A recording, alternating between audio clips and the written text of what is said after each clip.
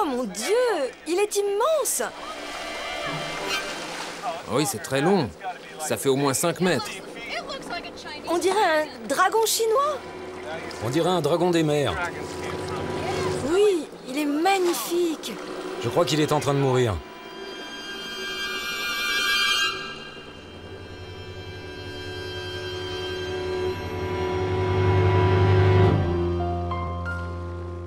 Tout commence par ces images, tournées par une caméra amateur et qui circulent sur Internet.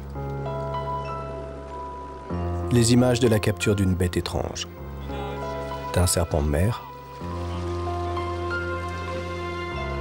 Les ressemblances avec la créature de légende sont troublantes.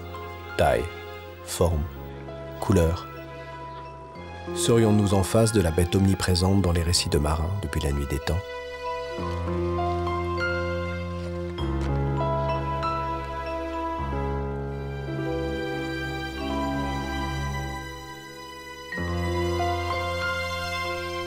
Ce serpent de mer, pas une culture, pas une civilisation, pas un panthéon qui n'est sa version du mythe. Pas un journal de bord, un récit de marin qui ne mentionne un jour une rencontre avec cet animal effrayant. Sur tous les continents, sous toutes les latitudes. Un monstre qui depuis la nuit des temps alimente les légendes. Il est si universel qu'il est tentant de croire qu'il doit bien y avoir un peu de vrai là-dessous.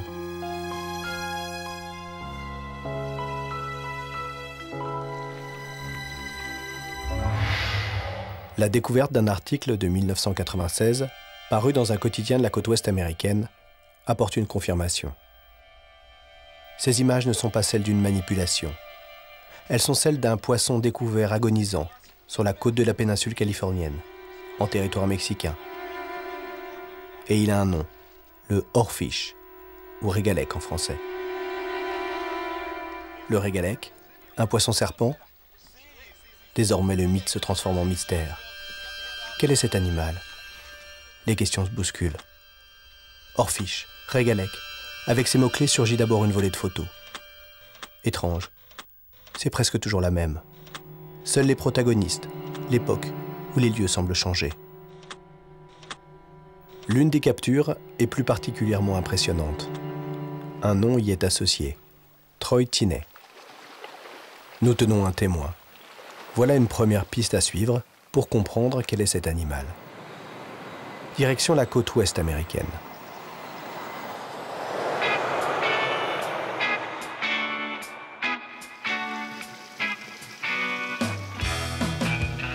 Au premier coup d'œil, Troy ne faillit pas à la réputation du Californien.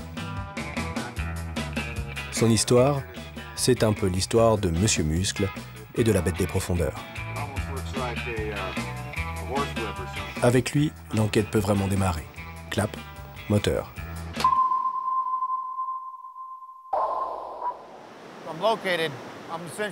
C'était environ à 80 km au nord de la ville mexicaine de Cabo, qui se trouve dans le sud de la péninsule de Californie. Je faisais mon rituel du matin, qui consiste à monter sur le toit de ma maison et à observer la mer de Cortez avec mes jumelles. Quand soudain, j'ai remarqué cet appendice de couleur brillante qui se déplaçait en cercle.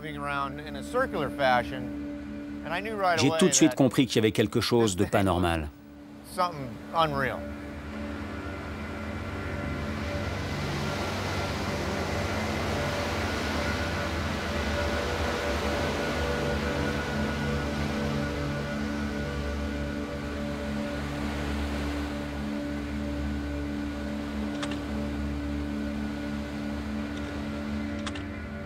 Il avait des sortes d'antennes de près d'1 mètre de long et des sortes d'appendices qui ressemblaient à des fouets pour chevaux. Une sorte de crinière orange comme ça, énorme. Il était beaucoup plus large que moi, à peu près 50 à 100 cm de large. Il faisait pas loin de 7 mètres de long. Une sorte de dorade terrifiante.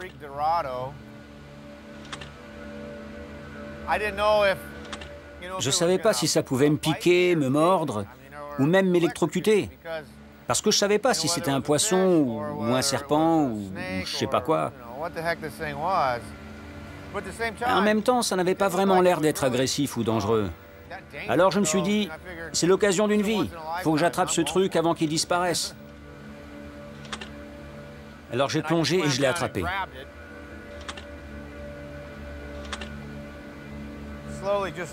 Et là, il a commencé à onduler, à se propulser avec ce mouvement-là, comme un serpent. Il y allait fort. Et moi, je sentais que je ne pouvais plus retenir ma respiration très longtemps, et qu'il allait falloir que je le relâche. Et c'est là que j'ai senti qu'il faiblissait de plus en plus. Alors je me suis dit que ce truc était en train de mourir.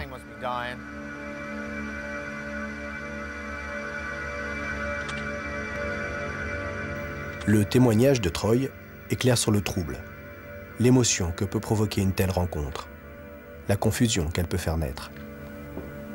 Mais les questions de base n'ont toujours pas de réponse. Quel est cet animal? Où vit-il? De quoi se nourrit-il? À ce stade, difficile d'en savoir plus. Troy nous apprend cependant qu'un spécimen est conservé à quelques kilomètres de là, au Scripps Institute, à La Jolla, un institut d'océanographie parmi les plus célèbres des États-Unis et qui dépend de l'Université de San Diego.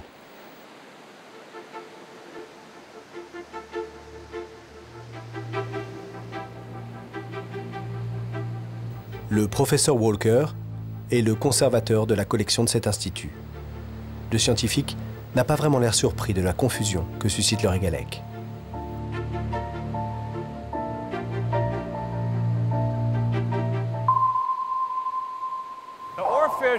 Le oarfish est mystérieux. On en trouve partout dans le monde. Mais en même temps, il est très rare. Pourquoi cette population est-elle si faible? En fait, on n'en sait rien.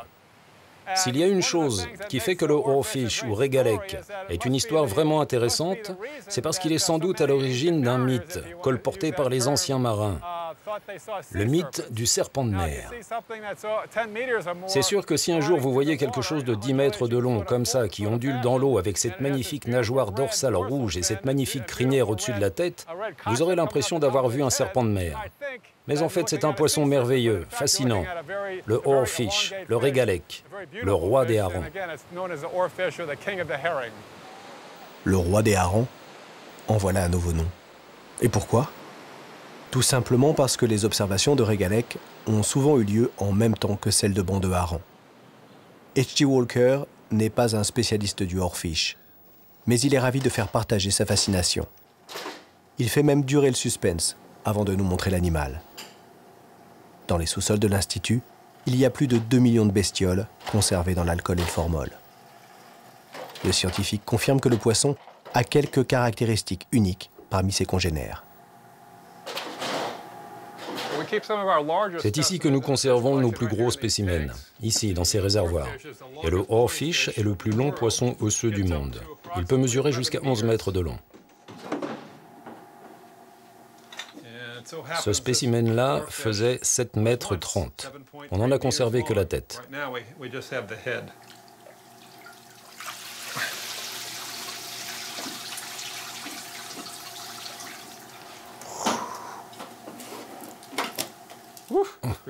Ça rentre à peine là-dedans. En anglais, on l'appelle oarfish, qui veut dire poisson aviron, car il a une sorte d'appendice le long de la nageoire pelvienne qui se termine par un genre de petite pagaie ou de petite rame. C'est une famille de poissons de moyenne profondeur. C'est une petite famille, une famille très obscure. En fait, on ne sait pas grand-chose sur eux.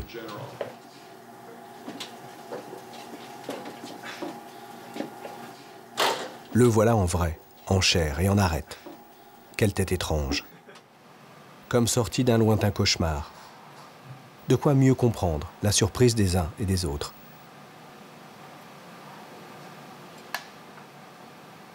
Le conservateur a encore autre chose à montrer. Dans le laboratoire, une surprise. Des bébés monstres.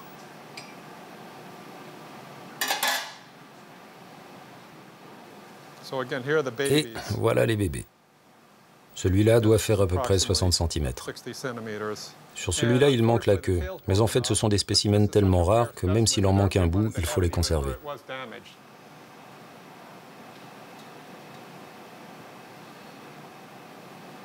Mais l'information capitale de cette rencontre, c'est un tuyau de premier choix. En ce début d'été, un spécimen vient juste d'être découvert en Suède. Et cette enquête nous entraîne maintenant au bord de la mer du Nord.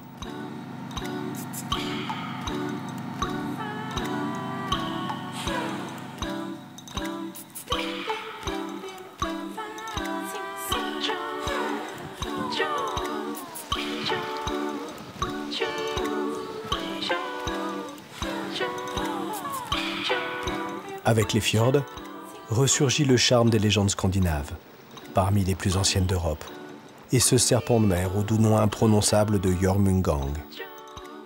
Encore aujourd'hui se racontent parfois des histoires de bêtes gigantesques qui dévorent le bétail en l'hypnotisant.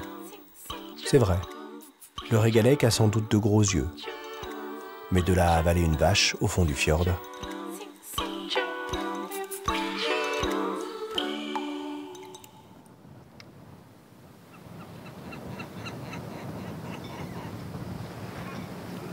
Le port de Lysekil, une charmante station balnéaire, a pour attraction un petit musée de la mer. C'est là que travaille Emma Noren, la biologiste qui a réceptionné le spécimen suédois. Sa première émotion, la surprise.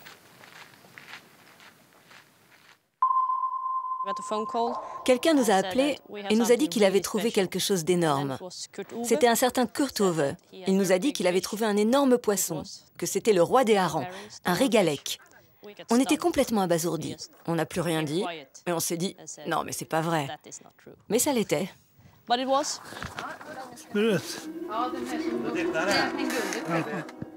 Le poisson a été découvert tôt le matin dans un village voisin par un gentil grand-père qui passait le week-end dans sa cabane de pêcheur.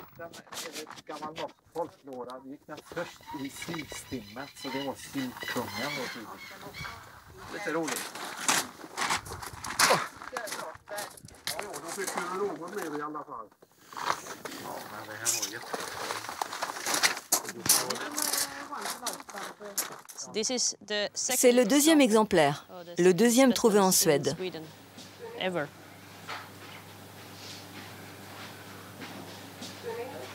Le dernier a été trouvé il y a 131 ans.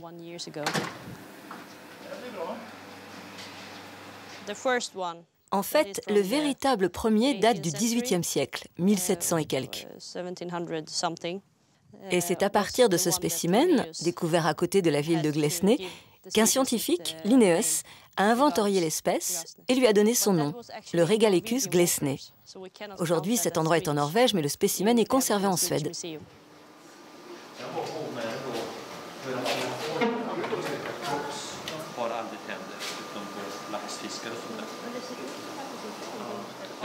On s'est intéressé au rayon de sa nageoire dorsale et on a essayé de savoir s'il avait des dents. J'ai cru en avoir repéré deux, mais il s'agissait d'autre chose en fait.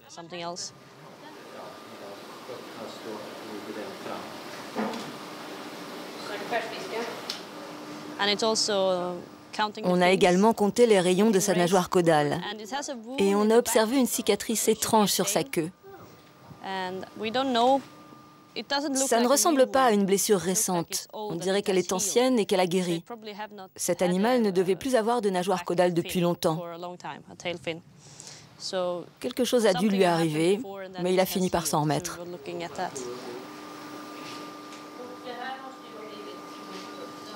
D'habitude, ce que j'aime, c'est analyser le contenu des estomacs. J'aurais voulu le couper, l'ouvrir, mais cette fois, je n'ai pas eu le droit. Le muséum me l'a interdit.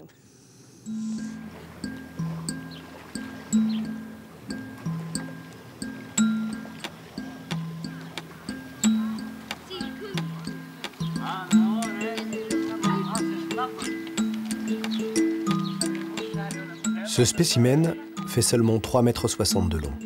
Et déjà, il est particulièrement impressionnant. Lorsqu'ils atteignent 10 mètres de long, là, ils doivent être carrément terrifiants. Et comme les monstres fascinent, le lendemain, il y a foule pour l'exposition publique du spécimen.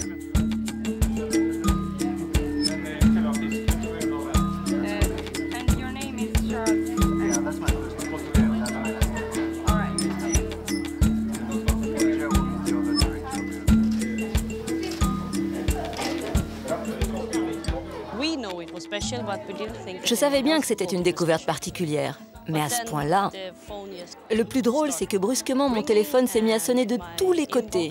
Ma boîte mail s'est remplie de messages de scientifiques du monde entier qui voulaient des échantillons, qui voulaient l'ouvrir, qui voulaient savoir s'il avait des parasites.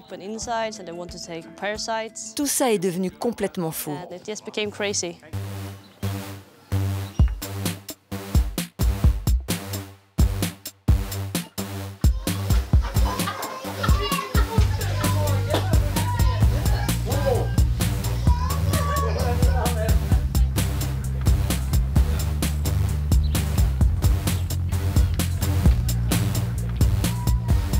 Décidément, même dans la nature, devenir une star tient aussi à peu de choses. Une grande robe qui brille et un peu de rouge sur la tête.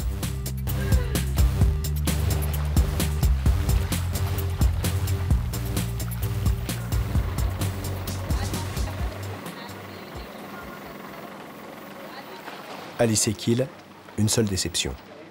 Emma n'en sait pas plus que ce que rapporte la littérature sur l'animal.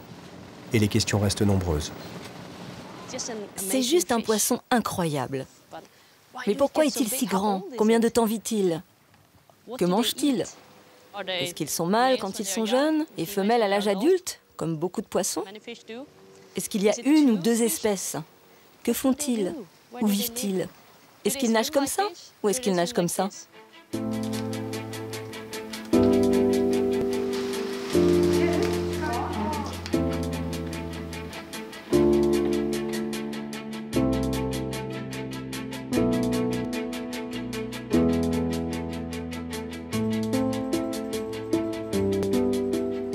Déjà, des taxidermistes du muséum de Göteborg sont arrivés et ont commencé à préparer l'animal pour en faire un moulage et le conserver dans le formol comme celui de San Diego.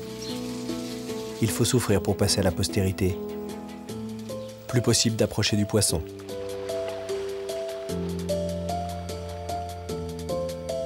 Mais Emma a une botte secrète pour répondre à ces questions. Dans tous les furieux qui l'ont contacté, il y avait aussi du sérieux. Où trouve-t-on les larves? Et quelle taille font-elles? Quelle tête ont les... Un certain Tyson Roberts en Thaïlande. Ils sont rouges, enfin orange, très brillants. Ils sont le plus souvent translucides ou transparents. Des régalèques en Thaïlande? Non, cette fois, c'est apparemment juste un spécialiste qui vit à Bangkok. Est-ce qu'on trouve les spécimens d'œufs et les adultes dans les mêmes zones, dans les mêmes mers? Est-ce qu'ils ont des aires de reproduction? Non. Oui, enfin, ils ont des aires de reproduction et on en a identifié quelques-unes. En Nouvelle-Zélande, c'est juste à l'est de l'île du Nord. Il y a une autre aire de reproduction près des côtes ouest de l'Australie, une autre sur la côte sud-africaine. En Méditerranée, ils se reproduisent quelque part dans le détroit de Messine. Et il y a aussi des preuves d'une zone de reproduction dans une zone nord-ouest de l'Atlantique, dans des eaux plus froides, plus au nord que la Floride. Tyson Roberts, un puits de science. Voilà l'homme idéal. Voilà celui qui pourra enfin répondre à toutes les questions que suscite l'animal. À Bangkok, dans l'atmosphère étouffante, l'enquête prend un nouveau tour.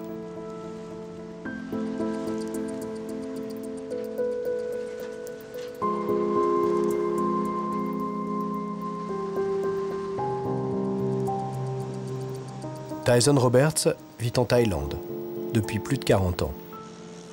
Il s'est fixé là-bas une mission à la taille de sa stature et de son ambition, proprement démesurée. Répertorier toutes les espèces endémiques des fleuves et rivières d'Asie du Sud-Est.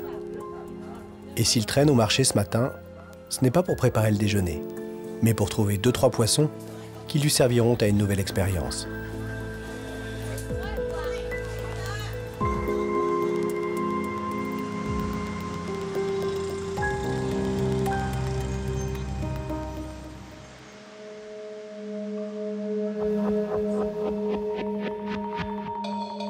Au Muséum d'histoire naturelle de Thaïlande, Tyson entrepose sa collection de spécimens et effectue la plupart de ses expériences. Un lieu à l'atmosphère fascinante et intrigante. Le nom scientifique Regalecus, c'est la traduction en latin de l'appellation vernaculaire roi des harengs. En français, ça a donné régalec. C'est un poisson de la famille des lampridiformes. Ils vivent dans tous les océans, à part dans les eaux glaciales de l'Arctique et de l'Antarctique. Ce sont des poissons épipélagiques. C'est-à-dire qu'ils utilisent les gigantesques courants océaniques pour se déplacer, pour rejoindre leurs aires de nourriture, de reproduction et pour se disperser.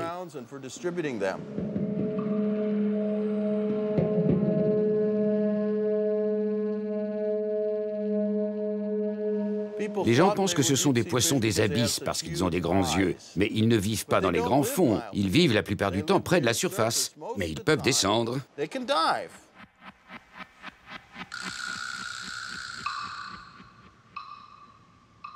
Après ces premières informations, une chose ne manque tout de même pas de troubler.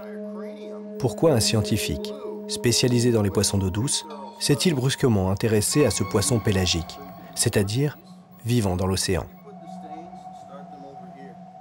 Et revoilà les légendes, qui cette fois prennent corps dans une photo. Ce cliché est comme des dizaines d'autres, toujours celui où l'animal est porté à bout de bras comme un rituel, un trophée. Cette fois, le régalec est dans les mains de commandos de marine américains. Jusqu'ici, rien de surprenant, à part sa taille impressionnante. Mais il y a cette inscription étrange en thaïlandais, reine des Nagas, capturée dans le Mékong en 1973 au Laos. Un régalec dans un fleuve, l'information paraît étrange. Tyson raconte que cette photo a circulé il y a une dizaine d'années en Asie du Sud-Est. Et ce Naga, encore appelé Payanak, est le dieu serpent du panthéon bouddhiste. Quelqu'un a associé le régalec aux légendes du Naga pour alimenter les rancœurs. En le capturant, les soldats américains commettaient un sacrilège. Tyson a démontré que cette photo n'était qu'un canular. Ce régalec avait été en fait capturé sur la base de la marine américaine de San Diego en 1996. Et c'est même sa tête qui est conservée à l'Institut d'océanographie de La Jolla.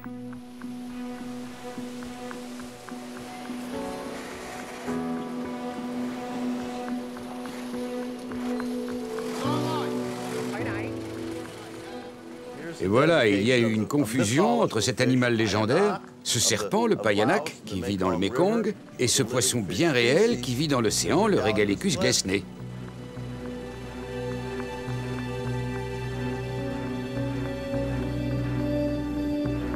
Si la mystification a pu fonctionner, c'est d'abord parce que de nombreuses légendes en Asie associent les fleuves et les Nagas. Les idées, les concepts sont directement venus d'Inde. Et l'Inde est particulièrement réputée pour ses grands fleuves, ses rivières qui descendent de l'Himalaya, comme l'Indus, le Gange et le Brahmapoutre. Et les légendes racontent que les lits de ces rivières auraient été creusés par un serpent, un naga, un gigantesque naga, qui, en ondulant, en descendant des montagnes, aurait créé le réseau des fleuves et des rivières.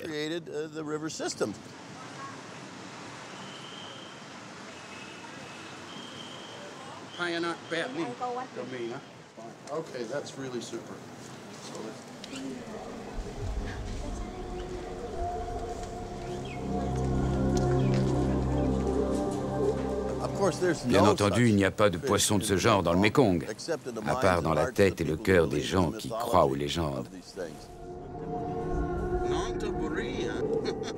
Des légendes, un poisson méconnu.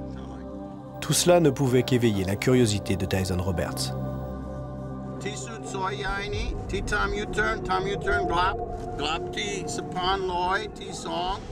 Tyson a alors répertorié les spécimens des muséums, analysé les témoignages. Il a collecté toutes les informations disponibles sur l'espèce pour lui consacrer une monographie.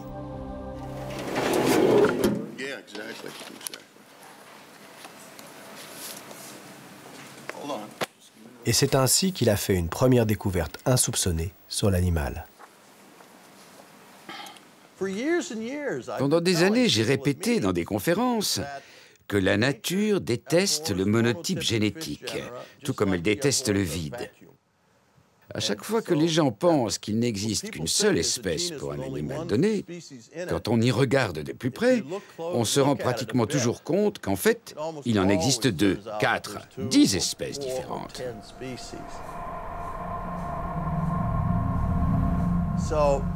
Et je savais bien que personne dans le monde n'avait vraiment fait de recherches sérieuses, de comparaisons. Et à peine avais-je commencé à travailler qu'il m'est apparu évident qu'il n'y avait pas une, mais 2 espèces de Regalecus, totalement différentes. Je me suis rendu compte que ces 2 espèces étaient présentes dans tous les océans de la planète, mais qu'on ne les voyait jamais ensemble. Par exemple, dans l'océan Pacifique, l'une des espèces peuple le nord et l'autre les eaux du sud de l'océan. Et oui, surprise. Il n'y a donc pas un, mais plusieurs régalecs. Plusieurs espèces. Au moins 2. Et les révélations ne s'arrêtent pas là.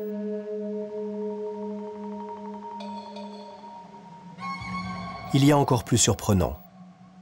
En étudiant la morphologie du régalèque, Tyson Roberts s'est aperçu d'une autre caractéristique stupéfiante de l'animal.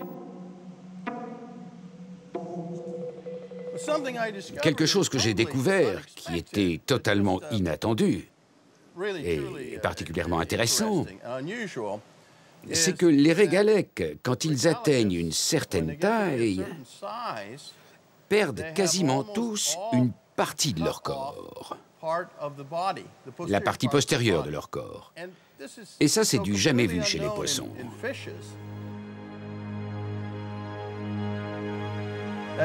Cette blessure à l'extrémité de leur corps n'est pas infligée par un requin ou un autre prédateur, comme on a pu le croire au début. C'est une blessure que s'auto-inflige le poisson. C'est de l'auto-amputation, ce que l'on appelle dans le jargon scientifique l'autotomie.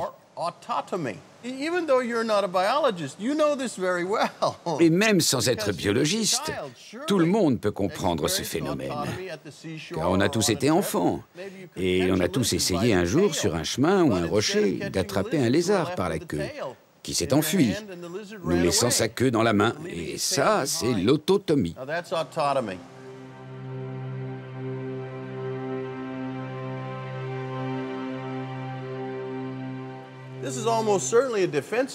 C'est un mécanisme de défense. Grâce à lui, le lézard peut détourner les prédateurs de leur objectif et sauver sa vie au prix de sa queue. Mais là où il y a une différence, c'est que le régalèque n'a pas un endroit à partir duquel il peut perdre sa queue, mais plusieurs. N'importe où dans la partie postérieure de son corps, après l'abdomen. Et ça cicatrise en laissant une marque caractéristique, avec l'extrémité de la colonne vertébrale qui sort, presque à nu.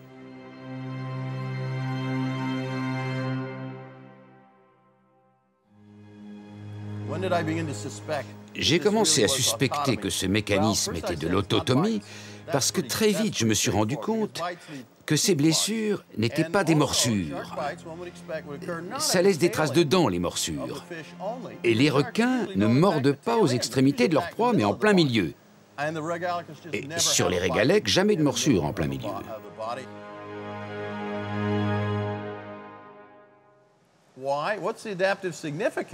Alors pourquoi ce mécanisme? Pourquoi l'autotomie? Pour les lézards, c'est évident, ça sert à distraire le prédateur. Mais pour les régalèques, qui ne semblent pas avoir de prédateurs, le mystère reste entier. Pour comprendre la raison et les conditions de cette automutilation, il faudrait pouvoir la voir, observer l'animal en situation. Mais Tyson, comme la plupart des scientifiques, n'a jamais vu un régalèque vivant. Toutes les observations sont le plus souvent celles d'animaux en eau peu profonde et agonisants. Locomotion, alimentation, mode de reproduction du régalèque sont donc autant de comportements d'inconnus qu'il reste à éclaircir.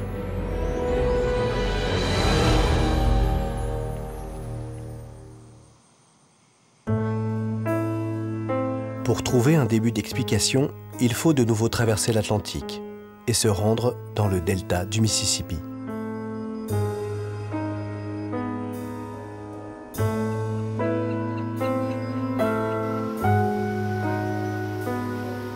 Car seul, Mark Benfield, océanographe à Bâton Rouge, va sans doute pouvoir répondre à ces questions. Au milieu des bayous de Louisiane, cet écosystème unique, à l'ambiance empreinte de mystère, il raconte sa théorie sur la naissance du mythe du serpent de mer et la confusion qu'a pu provoquer le régalèque. La mer est un endroit qui fait peur. Ça a toujours été un environnement menaçant. Et il est tout à fait naturel que notre imagination ait trouvé une incarnation à cette menace, en y associant des créatures effrayantes.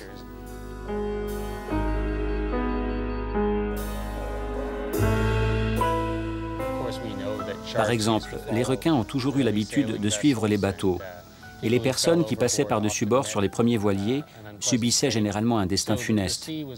La mer était donc associée à des entités pouvant nous dévorer. Et je pense que rien n'évoque une peur plus viscérale chez l'homme que l'idée de se faire manger.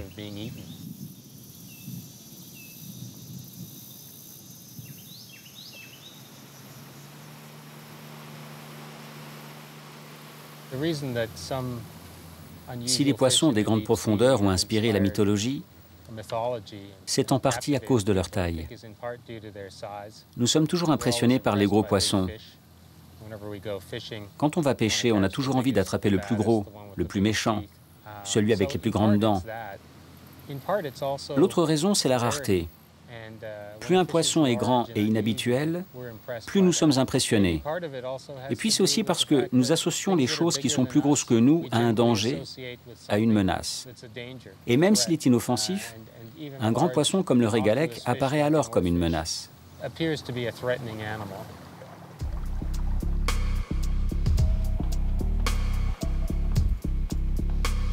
Mark Benfield anime depuis l'université un programme d'études des fonds sous-marins qui utilise les installations pétrolières pour faire de la science.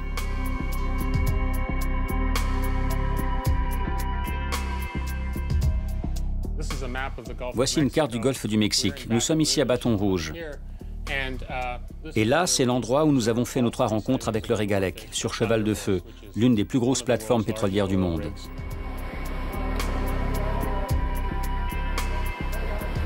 Mark se sert des caméras des robots qui inspectent les infrastructures pour filmer quotidiennement jusqu'à plus de 2000 mètres de profondeur. Il y a tant de choses là-bas dans le fond sur lesquelles on ne sait rien, parce que jusqu'ici, on n'avait pas eu l'occasion de les observer. Chaque fois qu'on plonge, on trouve quelque chose.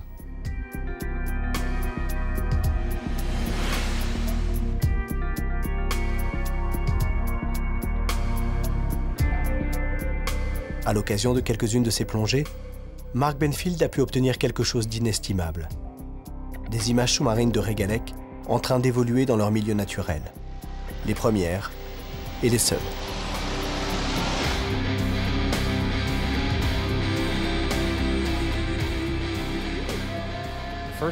La première fois que nous avons pu observer un régalec, c'était en janvier 2008.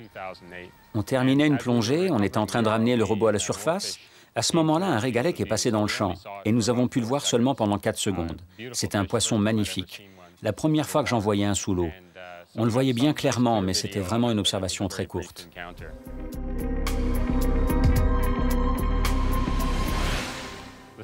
La deuxième fois que nous avons pu observer le régalec, nous avons d'abord vu ce grand objet argenté. Il était si grand que j'ai d'abord pensé que c'était un bout du tube de forage.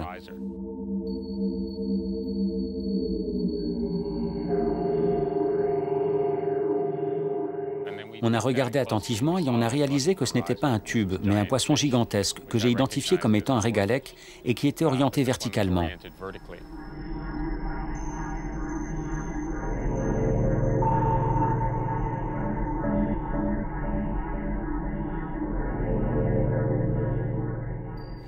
Puis on a commencé à le suivre en plongeant. Il était juste devant nous. Le robot était comme ça, lui comme ça, et on le suivait vers le bas de cette manière.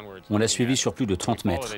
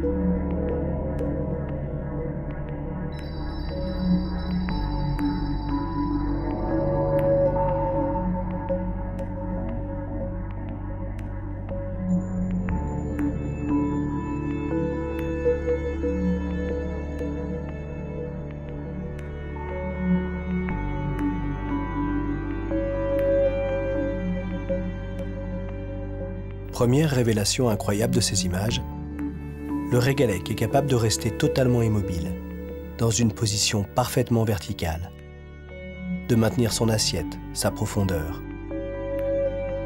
Il est même capable de se déplacer tout en restant dans cet axe, de plonger, de remonter avec un mouvement presque imperceptible. Impossible pour l'instant de savoir si cette posture verticale a un but, une signification précise. Mais elle semble pour l'animal aussi naturelle que lorsqu'il se déplace à l'horizontale.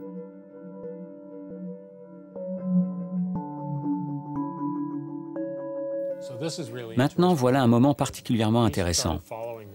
Lorsque nous avons commencé à suivre le poisson, alors qu'il avait repris sa posture verticale, et que nous avons regardé les chiffres indiquant la profondeur, on était en train de plonger. En regardant la nageoire dorsale et son oscillation, en la mesurant et en la comparant à la vitesse de descente, je me suis dit qu'on devrait pouvoir calculer la vitesse de déplacement de l'animal.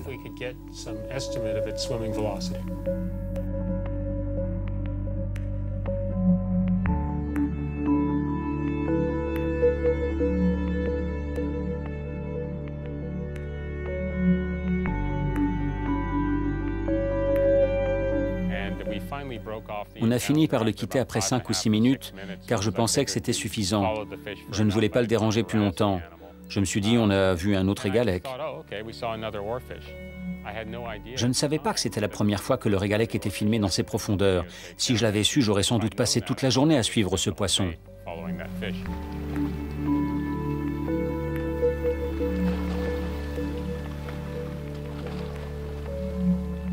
Pour la dernière rencontre, je n'étais pas à bord de la plateforme. C'était une très belle observation de leur fiche. Pas très loin de la surface, à environ 100 mètres de profondeur. Le robot est resté en contact pendant plusieurs minutes avec le poisson. C'est l'une des meilleures vidéos que nous ayons, car il y avait de très bonnes conditions de lumière. On voyait très bien les couleurs sur le poisson. La visibilité permettait de bien observer son comportement.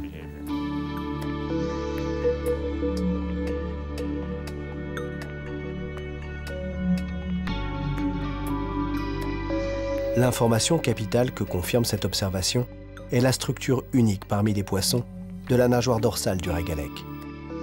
Elle se décompose en 3 parties totalement indépendantes d'un point de vue anatomique, musculaire. Chacune est capable de bouger de manière autonome et semble avoir sa propre fonction.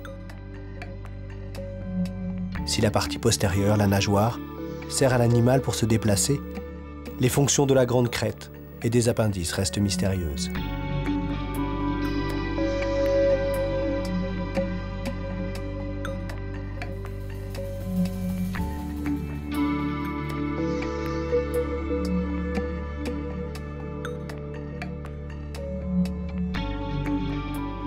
Pour les gens qui travaillent sur les plateformes, et même pour les océanographes, voir un poisson de cette taille, c'est vraiment impressionnant.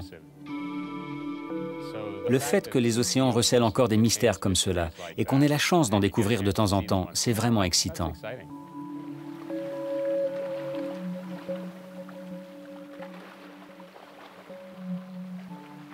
Les observations de Mark Benfield ont permis de faire avancer la connaissance de cette espèce étrange.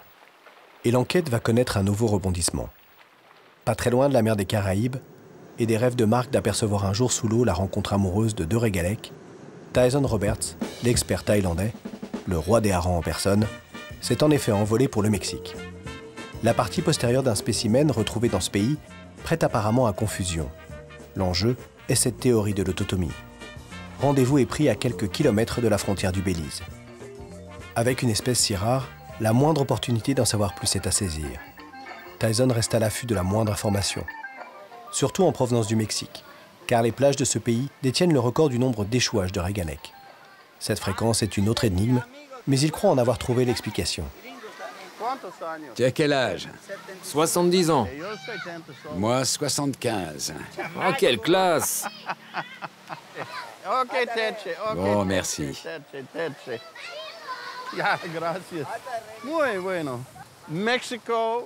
Le Mexique, c'est le pays idéal pour étudier le régalec, parce qu'il a de longues bordures océaniques des 2 côtés. À l'ouest, sur le Pacifique, c'est là où l'on trouve le Regalicus russelli, l'une des 2 espèces, le plus primitif, celui qui vit dans les eaux chaudes. Et de l'autre côté, sur l'Atlantique, il y a l'autre espèce, celle qui vit en eau froide, le Regalicus glesney. Donc, ils ont ici les 2 espèces.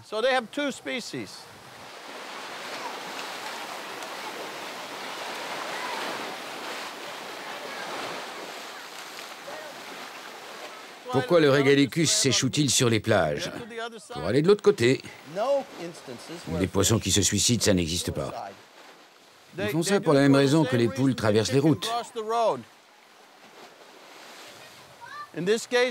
Dans le cas du régalec, je pense que c'est peut-être dû à un dérèglement de leur mémoire ou de leur système de navigation. Ils essaient de retourner dans l'océan, mais se trompent sur la direction à prendre. Il suffit de regarder une carte. Le golfe de Californie est un long et étroit golfe océanique, avec une embouchure très étroite. Et à l'intérieur, il y a d'autres baies. Et ce qui arrive, c'est qu'ils rentrent là-dedans, ils s'enfoncent et ne retrouvent plus la sortie.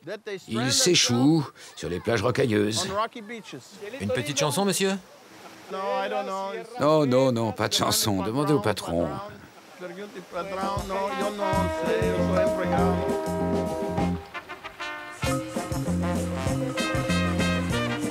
Le spécimen trouvé sur la péninsule du Yucatan est étudié par un biologiste mexicain, Juan Schmitter Soto. Il est à la tête de l'ECOSUR, le centre océanographique chargé de la protection de cette zone, classée réserve naturelle.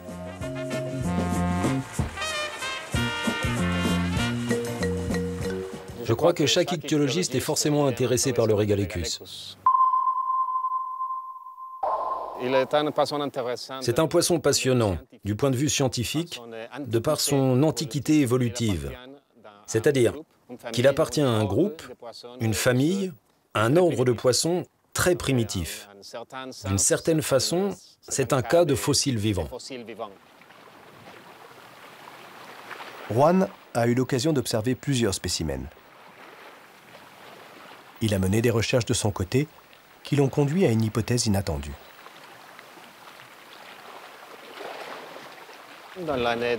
En 2006, un régalec a été retrouvé dans la partie sud de l'île de Cozumel, dans les Caraïbes mexicaines, à quelques kilomètres de la presqu'île du Yucatan. J'ai demandé qu'il entre dans la collection de l'ECOSUR. Et j'ai ainsi eu l'opportunité de l'étudier.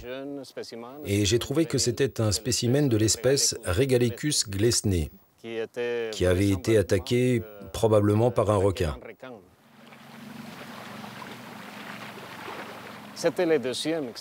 C'est le deuxième exemplaire que j'ai pu examiner. Le premier était un spécimen du Pacifique, qui avait été trouvé au sud de la presqu'île de Basse-Californie. C'est dans cette zone que l'on retrouve habituellement la plupart des Regalecus mexicains. Et ce spécimen du Pacifique était particulièrement intéressant pour moi, parce qu'à mon avis, il s'agit du deuxième individu d'une possible nouvelle espèce qui s'appellerait Regalecus kinoi. Une troisième espèce de régalec, un prédateur qui aurait dévoré la queue de l'un d'entre eux. Voilà de quoi bouleverser les théories de Tyson. Les deux hommes, l'Américain et le Mexicain, n'ont jamais eu l'occasion de se rencontrer. Pour la première fois, ils vont pouvoir se confronter devant le spécimen qui fait débat. Alors, que pensez-vous de celui-là? Magnifique, hein? Bon, alors... Voilà. Je ne pense pas qu'il s'agisse d'un cas d'autotomie, parce que je ne retrouve pas les organes internes, comme s'ils avaient été attrapés par un requin. Et il me semble qu'il y a des marques de dents ici. Oui, oui, je veux bien admettre que ça ressemble à une morsure. Ça ressemble plus à une morsure de requin que ce que j'ai vu jusqu'à présent. Mais je n'en ai pas vu beaucoup. Hein. Les cicatrices liées à l'autotomie sont très semblables. On les confond facilement avec des morsures.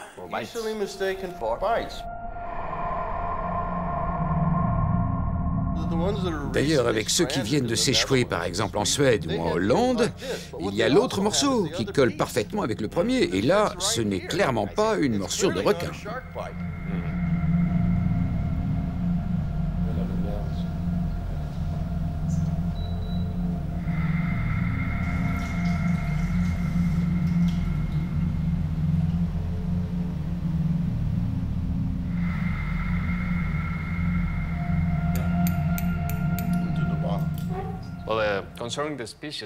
À propos de cette espèce, de la côte pacifique mexicaine, cette nouvelle espèce, vous savez, depuis la fin des années 80, il y a cette hypothèse d'une troisième espèce qui a été appelée Regalecus kinoi.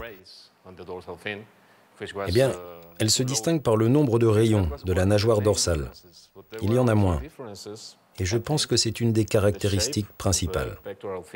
Et puis il y a aussi la forme de la nageoire pectorale. Et dans certaines descriptions, il y a aussi des différences dans la forme de la gueule, qui est plus convexe dans cette nouvelle espèce. Non, mais vous croyez à cette histoire? Oui, mais j'attends de voir votre travail. Bon, ok, il faut bien vous dire que compter le nombre de rayons de la nageoire dorsale est totalement inutile. Cette information ne vaut rien, parce que les spécimens n'étaient pas des spécimens complets. Et donc, si vous comptez le nombre de rayons de la nageoire d'un spécimen qui a perdu une partie de son corps, ça ne donne rien. Hein. Ça ne permet pas de reconnaître l'espèce. Mais le premier et le deuxième spécimen étaient entiers. Ah non, non, non, non. Mais si, les rapports indiquaient qu'ils étaient complets. La controverse entre scientifiques est manifestement loin d'être close. Le mystère de la troisième espèce de régalèque a encore de beaux jours devant lui. Seule l'étude des prélèvements par la biologie moléculaire pourra un jour trancher.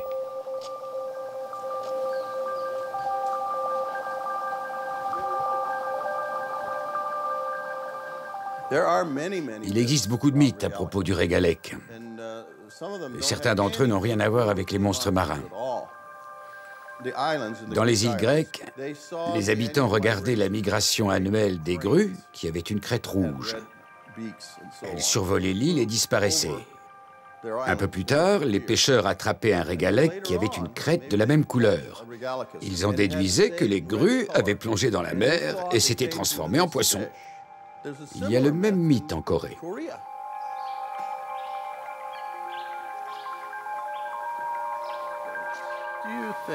Est-ce que vous pensez que le régalèque peut être à l'origine de certains animaux mythiques, comme le serpent à plumes? C'est très tentant de le penser. Mais vous savez, le symbole du serpent à plumes, c'est l'union ou la relation entre le ciel et la terre, pas vraiment avec la mer. Pourtant, une des caractéristiques du personnage de Quetzalcoatl chez les Aztèques, le Kukulkan pour les Mayas, autrement dit le serpent à plumes, est que l'une de ses incarnations soit un serpent d'eau. Alors peut-être que ça a quelque chose à voir avec le régalèque. De toute manière, ce poisson, avec sa longue crête très rouge et très lumineuse, nous rappelle forcément les ornements des Mayas.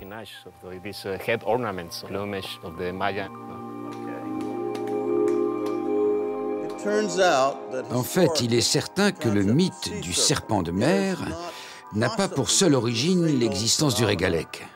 Cette espèce animale n'explique pas tout. Non.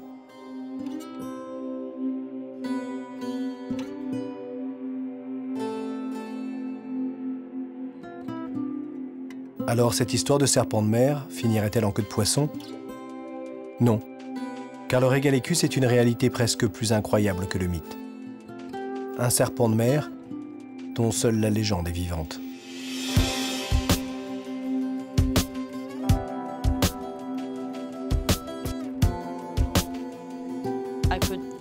Jamais je n'aurais pu rêver de voir un spécimen de régalèque. Et puis quand on a vu le roi des harengs, qu'est-ce qu'il reste à voir? On a tout vu.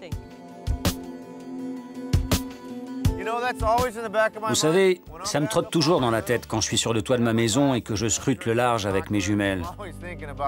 Je repense toujours à cette crinière orange. On voit ça qu'une seule fois dans sa vie. Mais qui sait? Peut-être que j'en verrai un autre.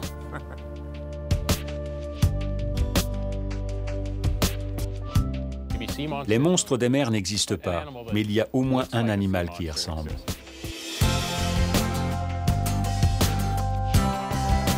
La morphologie incroyable du régalèque n'a pas fini de faire fantasmer. L'animal garde encore ses secrets. Ses comportements sont autant de mystères qu'il reste encore à élucider.